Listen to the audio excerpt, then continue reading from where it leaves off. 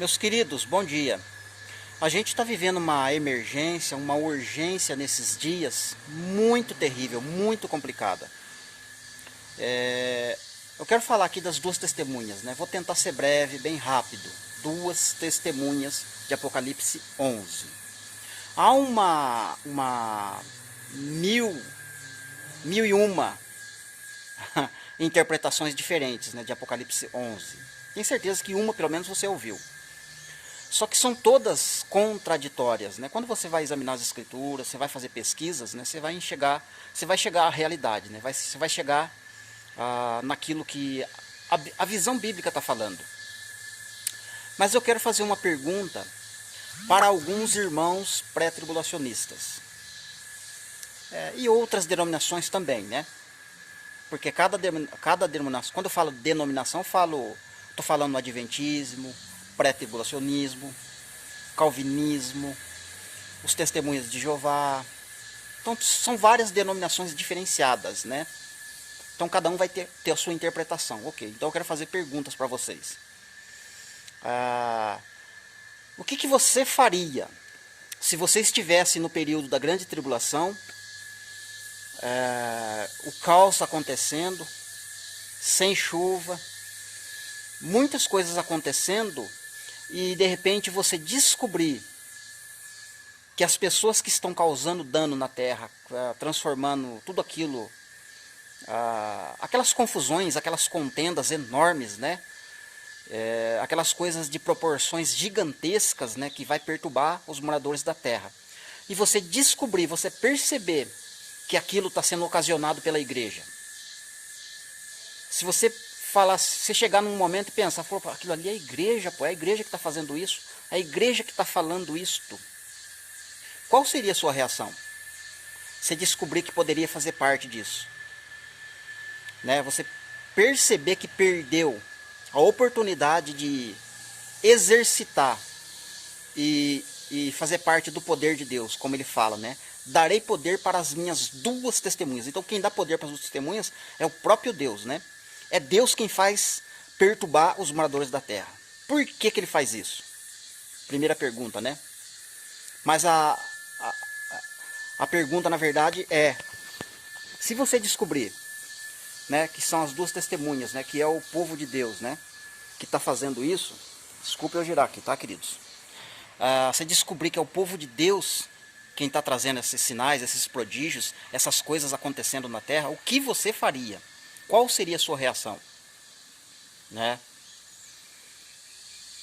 Por que eu estou falando isso, queridos? Por que é urgente essa mensagem das duas testemunhas? Porque a gente precisa preparar o povo, preparar as pessoas, né? Quando eu olho para a figura de Ageu e Zacarias, a gente tem estudado bastante esse assunto. A última live a gente falou bastante de Ageu e Zacarias, né? Eu, o irmão Alex e o irmão Luciano. Irmão Alex do canal Reino Inabalável, irmão Luciano do canal Tempo de Semear. E a gente falou bastante da edificação. Então olha só para você ver, bem simples, eu quero ser bem simples mesmo, né? Está acontecendo uma edificação de um templo lá, certo? De repente a obra é parada e o pessoal desanima, o pessoal abandona a obra e cada um vai para sua casa. Aí Deus levanta dois homens para despertar o povo para edificar novamente. Presta atenção nisso, querido. Tem duas pessoas despertando o resto das pessoas que estavam edificando. Entende, querido? A igreja não está sendo edificada hoje por pessoas. Só que não está escrito que haveria um momento que vai ter sono na igreja, lá na parábola das 10 virgens. A igreja adormece. O que você acha que precisa fazer para acordar a igreja? Precisa ter alguém para despertar quem está dormindo, entende? Esse alguém, Deus está chamando de duas testemunhas, entende? Duas testemunhas desperta o espírito de quem está edificando, entende, querido? Então, se a igreja não estiver aqui na terra, no período das duas testemunhas, né, as duas testemunhas vai despertar quem? Se o papel das duas testemunhas, Ageu e Zacarias, é despertar quem está edificando. Entende, querido, a gravidade disso? E agora, por causa de ter uma maneira simbólica lá em Apocalipse para falar dessas duas testemunhas, e também por causa de homens que não dão valor às escrituras, né, não dão crédito porque os profetas falaram, nem mesmo porque o apóstolo João falou, né? O próprio Jesus falou: João, escreve para as igrejas, João, tanto as que estão acontecendo agora, João, mas também escreve as coisas que vão acontecer depois. E o depois é o restante do capítulo. Mas eles vão fazer o quê? Até o capítulo 4 é para a igreja, depois do capítulo 4 não é para a igreja.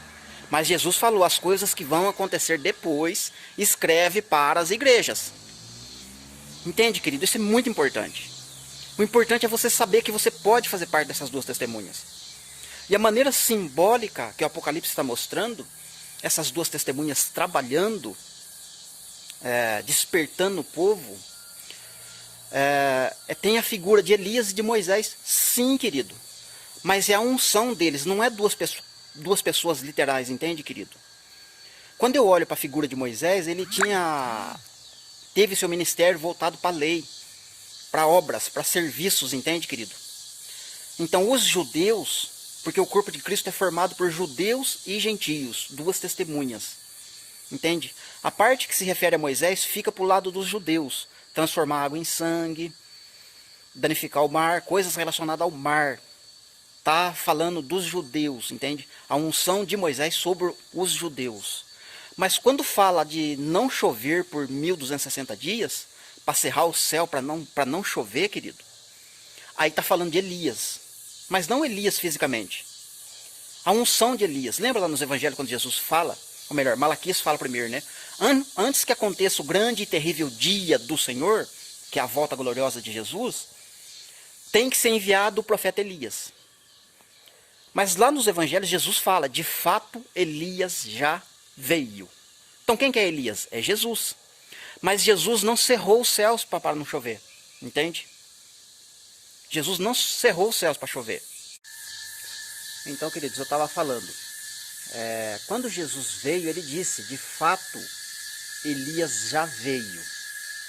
Elias virá, mas de fato Elias já veio.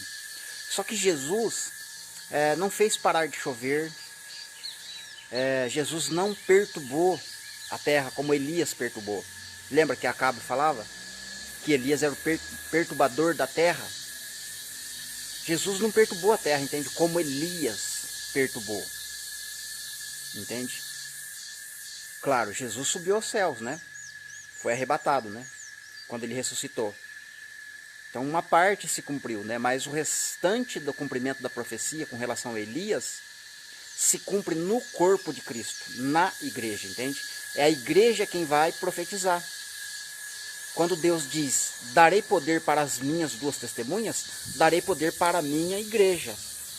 E a igreja vai dizer: segundo a minha palavra, não vai chover por 3 anos e meio. Entende?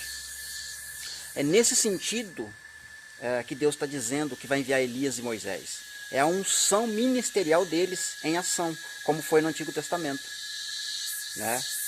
Assim como volta o deserto, volta várias coisas que aconteceram no passado, mas em proporção maior e em algumas coisas, né, levando para o lado espiritual, entende?